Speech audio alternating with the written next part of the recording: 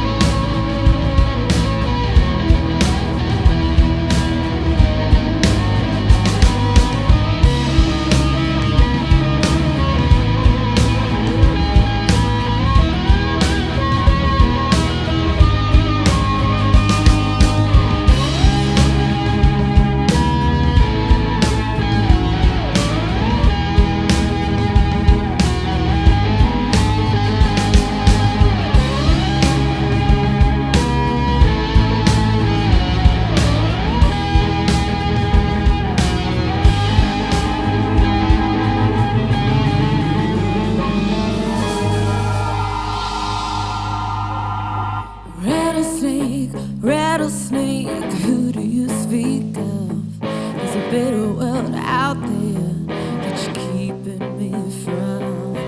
Rattling, rattling like poison in my ears. The echoes of your voice are all I have to hear, and it goes. There's hell in the hallway.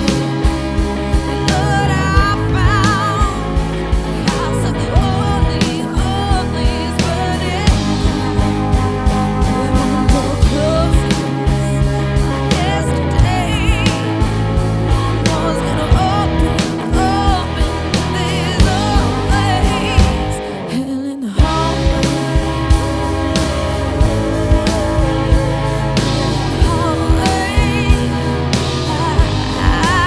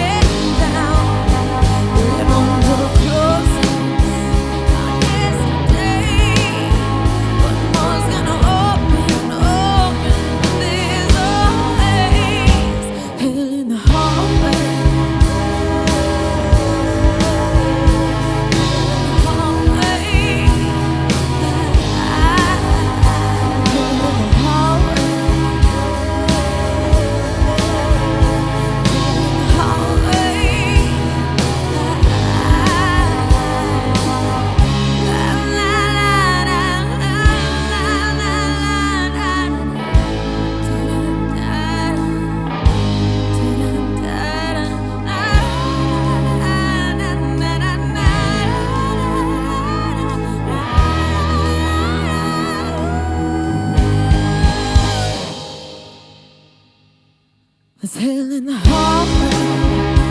Lord, I found the house of the holy, holies burning down. We're under clouds on yesterday. One door's gonna open, but there's always still in the hallway.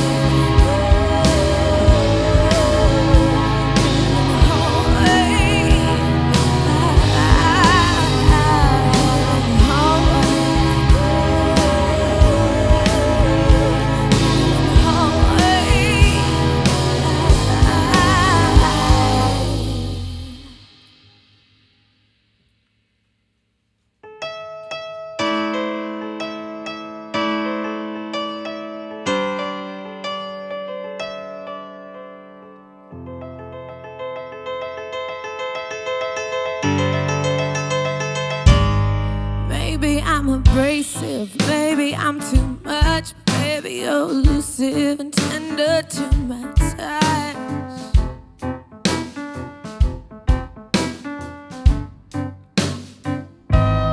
Treat me like a demon, a damsel in distress. The devil's in the details, and baby you're a mess.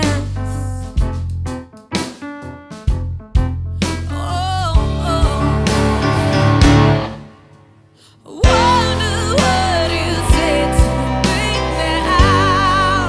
That I'm witness to you like oh now. I've been learning the hard way. So be still, I said if we gonna be the beast you're meant to be. 'Cause I'm embracing the heartache.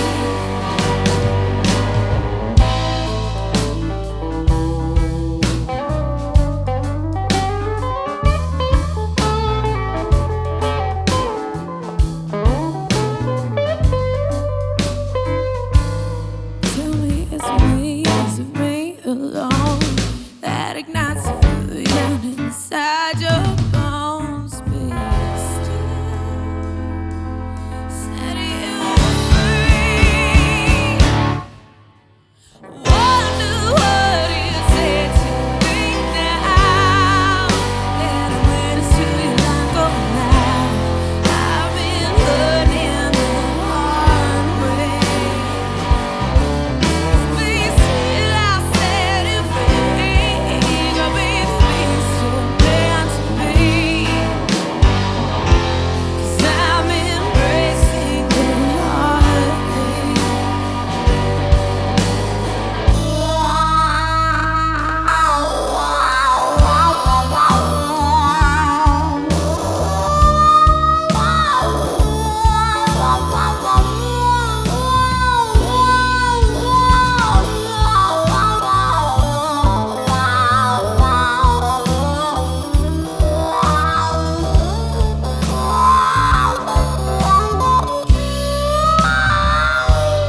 Today is special 'cause I'm not sad. I'm not thinking of a life that we could have. Oh no. Wonder what you say to me now. That I'm witness to like going now. I've been learning the hard way.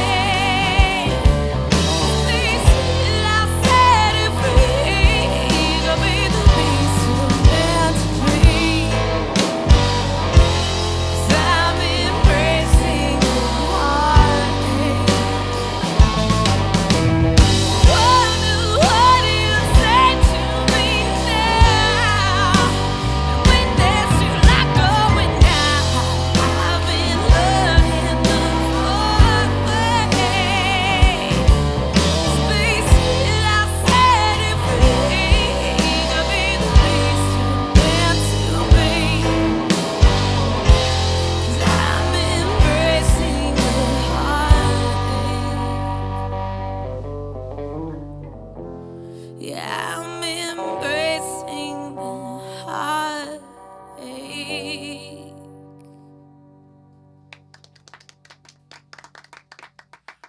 Hannah, Gunnar, Dylan, and Chase. That was amazing, guys. Thank you for playing that song. That's my favorite song off the new record. I think I really connect with it because you talk about mentioning, embracing heartache. Obviously, it's in the lyrics. And the title of it, Witness, and you use it lyrically different than maybe the way I'm interpreting it. But, it's like, I think I hear the word witness, and in the context of the lyrics, I think about it witnessing heartbreak as well. And I'm just curious, where did you learn to embrace heartache rather than avoid it? Well, my life has been kind of sprinkled with heartache in different ways. It's not always been, like a broken heart because of a relationship. It's been, fractured family dynamic, and, I experienced a really heavy loss at a young age. My first drummer passed away, and so I've become very comfortable in my life with the unsavory feelings, and so yeah. I think when I had my first real breakup, it was really easy to kind of sit with my emotions. I mean, it's not easy, but it was easy to know that was better than staying inside of a dynamic that was more harmful than helpful. I feel like it's easy to fall into the trap of indulging the emotion, though. Like, you have like support networks that, or people that you look to that are examples of like, this is how you sort of move through heartbreak? Oh, indulging in the sorrow is, I think, part of the steps, Yeah. But no, I have a really lovely support system inside of my family, and I grew up being really comfortable spending time alone, and I think that, while looking to outside sources, I'm also really able to depend on myself to kind of work through certain things, and so I think that's where this song really stemmed from. It was like, I know that I have flaws too, but like, kind of like the idea of witnessing somebody else kind of, show themselves in a way that you weren't expecting, or that you're realizing that our lives aren't as aligned as we once hoped, and that it's better to let go and release than to, stay comfortable. So specifically, what has changed since we had you back? We had you in 2019 here. Mm-hmm. What has changed since then? Obviously, we're looking at a new group of individuals playing with you today. Welcome back, Chase. Badass I know band. You've played with us with Liz Cooper before. I actually looked up while we were playing. You actually played a day trider session, not an Audiotree session with Wells. But it's cool. But you guys are Audiotree newbies, so everybody's newish to your world here. Yeah. So that's one big change. What else has changed in your world since 2019?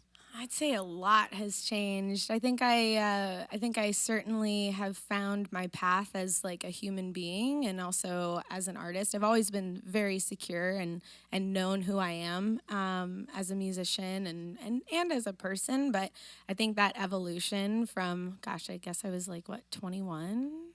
Was that? I don't want to guess your age. Yeah, I think I was like 21 last time I was here. Okay. 21, 22. And so I think that I am now 27 years old, and I feel a little bit more constituted in the things that I already knew about myself. So, I think a lot has changed. But as far as like the actual dynamic of what I'm doing now, I have these wonderful dudes with me, and Dylan and I have actually known each other for a very long time. Oh yeah, how did you meet? So actually, the first ticketed show that I ever did, outside of playing like the bar gigs and the tourist trap stuff, it was my band opening up for Kick the Robot, which was Dylan's epic band. We did a bunch of shows together, and Sweet. Yeah, and it's kind of a very full circle moment, too, because Dylan was playing with me a few years ago, filling in for some gigs there, and I was staying at his parents' house in Georgia, and we were just kind of working up some stuff, and I was there for a few extra days, and that is actually where I finished writing The Prize, which was the last song that I wrote for this latest record back in 2019. So... Yeah, so Dylan has been an integral part of my life in these funny, weird little places, and it feels really, really good to have him on the road now. That's awesome. I'm curious about that. I'll ask you this last question before going to the next piece of music. The title of the Prize, you're saying that you wrote, that was the last song you wrote, and you called it the Prize. And did you know that's what you were going to call the album before you named it that, or did that come afterwards? No, that definitely came afterwards. What was the inspo? For the Prize? Yeah. And why did you call the record the Prize? Well, I think that there was, I think if it hadn't have been the Prize, it probably would have been Hell in the Hallway, because it's, just kind of unique and kind of catchy and has that thing. But that kind of has like a darker, heavier connotation, and the idea of the prize and what that song is really about, which for me was kind of me, kind of embracing my womanhood in a totally different way, and kind of saying good job to the little girl that got me here, because she went through a lot, and now it's kind of like, okay, you can release some of those things you've been carrying with you. And so the Prize, it kind of told the story, and kind of gave the more positive, uplifting vibe to this record that I was going for. But the song itself was inspired by a dream I had when I was like 18 years old. And I was inside of my first relationship, and it was right around the time that I was like, okay, I don't think I'm happy. Mm-hmm. I don't think this is how this is supposed to feel. And I essentially had this dream. I have a lot of dreams all the time. And it was a dream where I'm like running. It was like a super cinematic space. It was completely white, and it was just me running. And then all of a sudden I trip, and I'm like leaning back, with like my hands behind me and my like knees bent. And I look up, and again, very cinematic. It was all white, and then just like the barrel of a gun, like just the circle, just the black circle. I couldn't see like anyone behind it. There was no hand. There was no like rest of the gun. It was just the barrel. And at the same exact time that gun went off, it was like time kind of went like this. And I've heard that you're not supposed to be able to die in dreams, but I definitely died. And it's like time kind of just like the gun goes off, and then I am like dead for what like feels like forever. But then also in the same breath, it's like instantly, as soon as the gun goes off, my perspective shifted, and I went from being the person with the gun pointed at me to it was from my eyes, and it was my hand holding the gun, and I was looking at my own dead body. Wow. And then I just start running again. And then that was basically the whole dream, and I shared it with my older brother. Shout out to the High Divers. Badass band. And I told my brother the dream, and he was just like, well, I think it's probably you like killing off your like younger self to like make room for, the next version of you.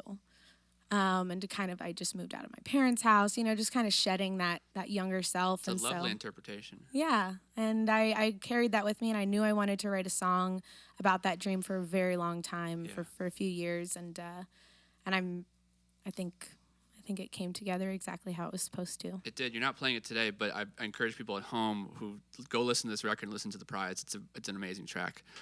Without further ado, let's do some more music.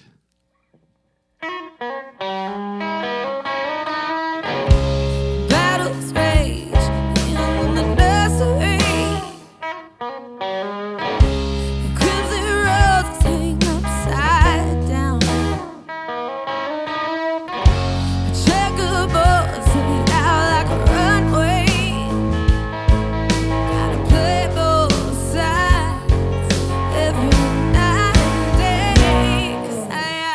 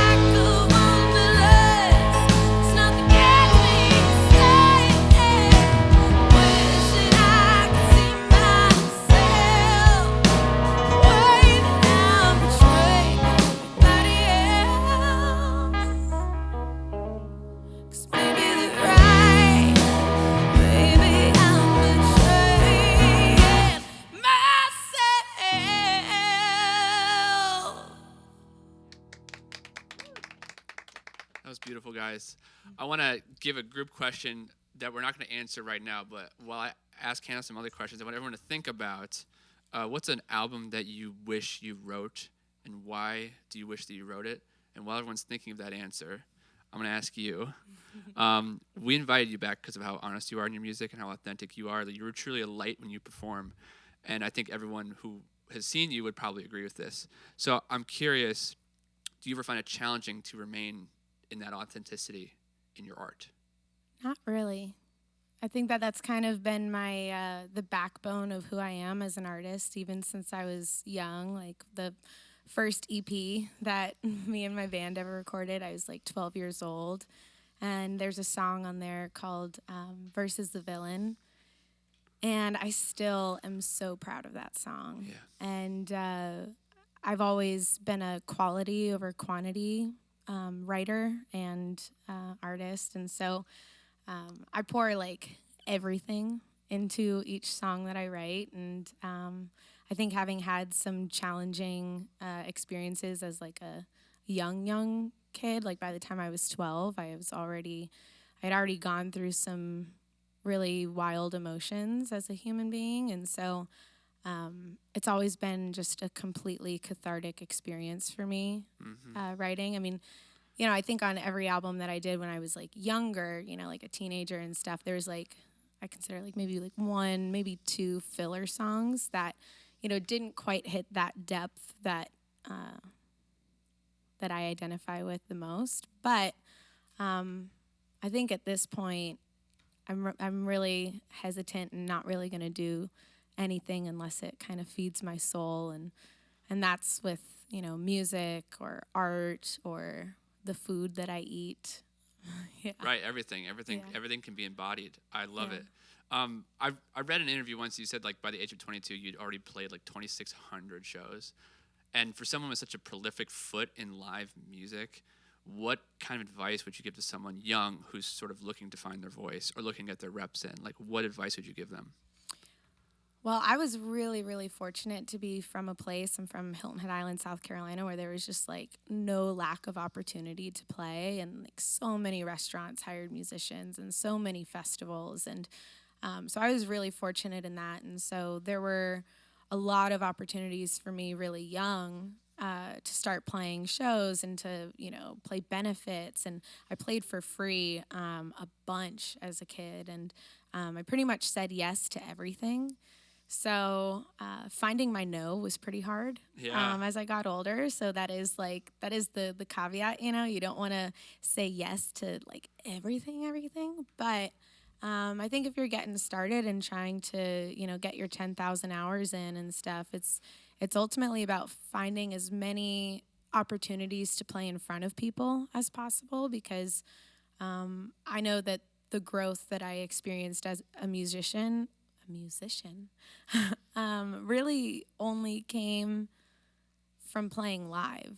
I mean, of course you practice at home. Of course you have to get to that level and you have to put in the work behind closed doors. But I think the energy that comes and like that like make or break, do or die, like if you fuck up, then you got to learn how to fix the fuck up. I think that's a lot of it is learning how to move and groove with your mistakes, which I think is also very applicable to life. Totally, and it's exactly what this entire show is about, so I appreciate you saying that. Okay, I'm going to put it back to that first question I asked Gunnar. I'm going to start with you. Okay. Have you thought of a record that you wish you wrote, and why did you wish you wrote it? That's such a hard question because, I mean, there's different points in my life where I like different things. But totally. I think currently, I would say there's this Sam Evian album I'm pretty sure it's called Time to Melt. Okay. But that album is amazing, and I'm pretty sure he records most of it all himself. And yeah, it just really inspired me when it came out, and I would say that's probably my answer. Cool. For right now. I love it. Dylan. This is a really hard question, actually. I think for me, probably the In-Ear Park by Department of Eagles. That's like one that's just one. Like it does something inexplicable to me every time I listen to it. It's either that one or the Andrew Bird's My Finest Work Yet. Both of those, just sonically, lyrically, melodies, like everything. It's just I wish I wrote those records. Yeah, and it's almost a thing too where maybe you wish you could play them live too. You know, the whole thing. Yeah, if I could have that whole shebang, that'd be great. Amazing. Chase.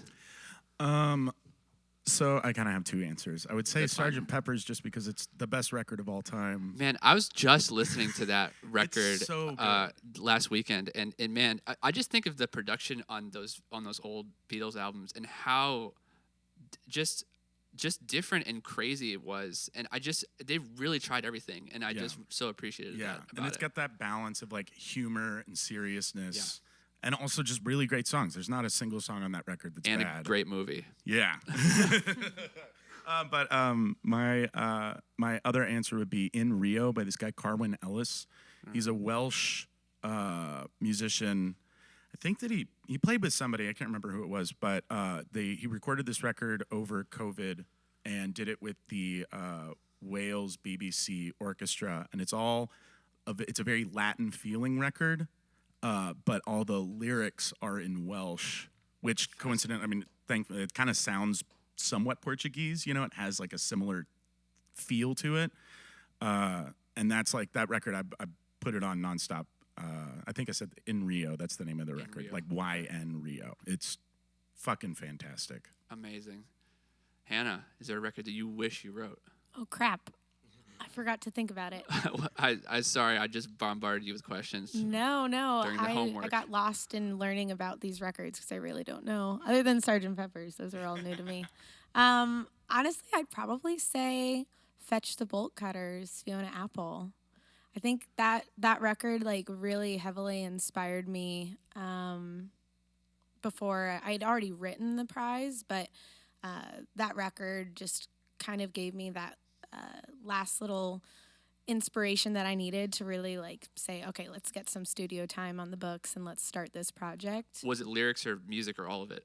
All of it. Okay. I loved how creative the songwriting was, and I loved that it took me a few listens to like really grasp the song structure and like to like even it was just super, super unique, and I just loved her honesty.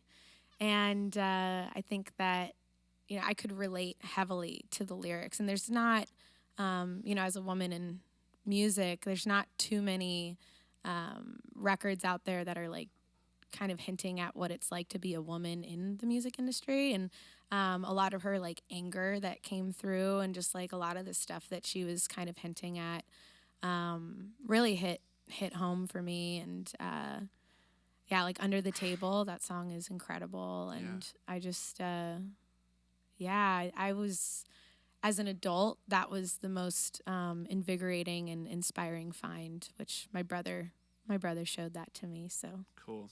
Thanks, I love it. bro. Anger is such a beautiful movement, especially to put into music. So that's a great pick. You guys have two more songs for us. I'm so excited to hear them. Take it away when you're ready. Happy New Year's Day. Let me get out of your way. Take 3 new cigarettes out to forget the mess that you made.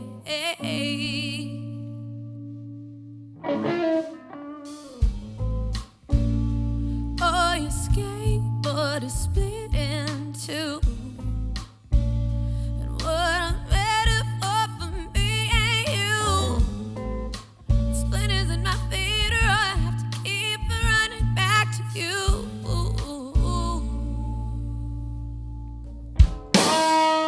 Scared myself straight out of love. Scared myself straight out of loving you. Scared myself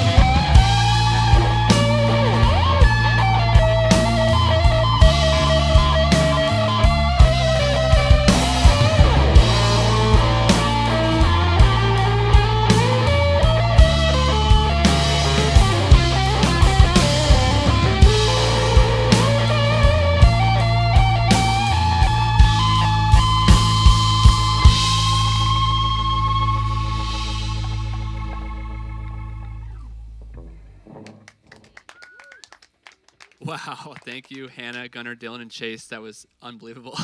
What an amazing ending. Thank you to our camera crew for getting this done, to our audio crew for getting this done, making it look and sound beautiful. And thank you to our viewers for watching. If you haven't yet, hit that subscribe button below so you get more of these amazing artists in your feed. The session is available right now on Spotify, Apple Music, Tidal, wherever you get your music. And Hannah's new record, The Prize, is out everywhere as well. So go listen to that. If you want to support the channel, head to audiotree.shop to grab merch. We have, hoodies, shirts, sweatshirts, other cool things to buy. And we really appreciate people who rep us around the world. Finally, follow Audiotree on all social media for more behind-the-scenes content. I'm Austin. Thank you guys for watching. We'll see you next time.